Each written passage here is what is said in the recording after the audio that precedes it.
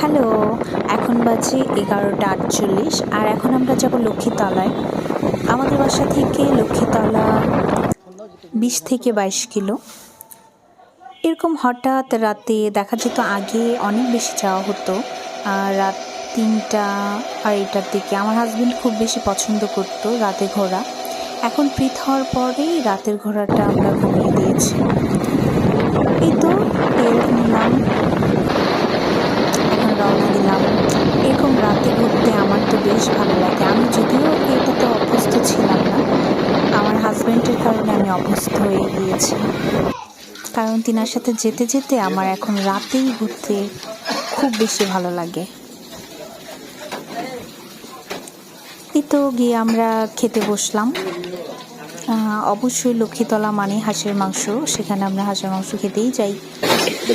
এই জন্য নেওয়া। এটা খাসির মাংস,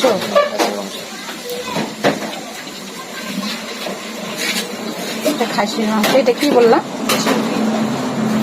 আর এটা ও সব তো শেষ। এখন কয়টা বাজে বলো তো? রাত 1টা। কয়টায় ক্লোজ হবে তোমাদের এটা?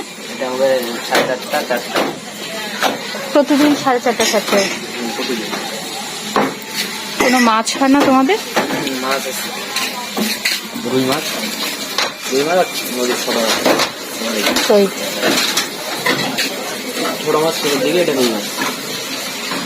তোমাদের তো প্রতিদিন অনেক হাঁস মনে হয় লাগে না? কতগুলো লাগে তাও? 70-80টা হাঁস।